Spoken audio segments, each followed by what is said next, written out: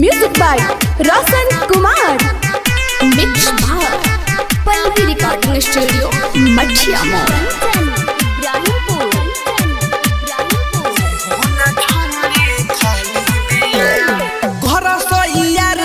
हमरोला से तरे नहीं तो करब हम तो हनी पकेसरे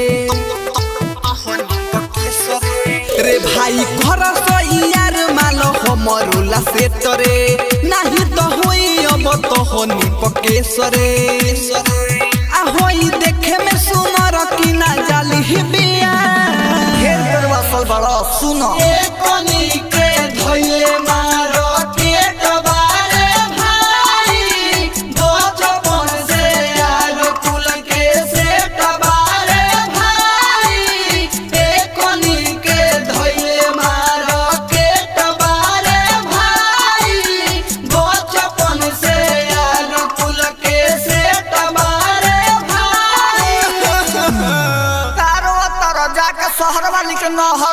देखे में जवन काली बिया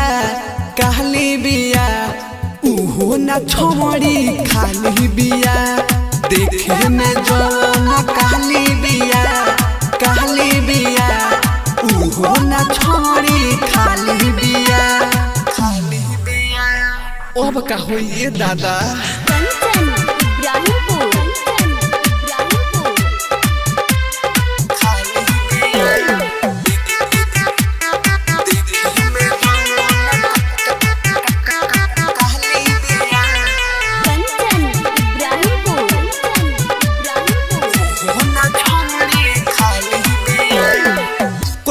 कोइले रही हम डराई एही से यार हम बन खोखुआइल एही से यार हम बन सुना कोई गुप कोइले रही हम डराई एही से यार हम बन खोखुआइल।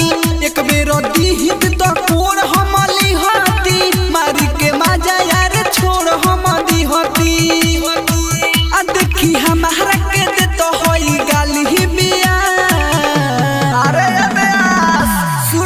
झूठ बिया के चुमा जोनीली है रे भाई छदिया से छुआइल बिया पर के रे भाई एकरा के चुमा जोनीली है रे भाई छदिया से छुआइल बिया पर के रे भाई सकल वाली सना यो कल वाली सब चलली।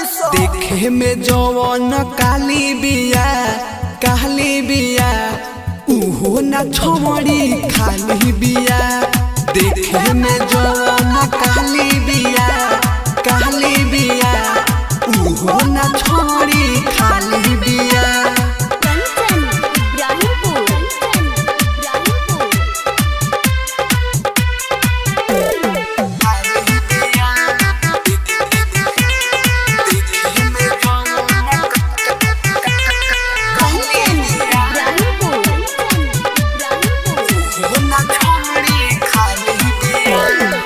कैसे मनाए हम अपना हो मन के जिए के पहरी अमर जीत बंठा बन के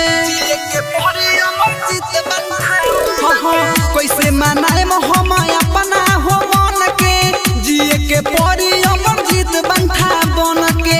सुन प्रमोद मजबूर हम बानी कद जोगाड़ तोहर हाथ जोड़तानी आका दो सुननी हा तोहर एगो साली बिया रे हमारो धन रे बताओ से के करे तो जिए लाई ओ करे तो मरेला मौगी के बाद प्यार ओ करे से करेला ओ करे पर जिए लाई ओ करे पर मरेला मौगी के बाद प्यार ओ करे से करेला।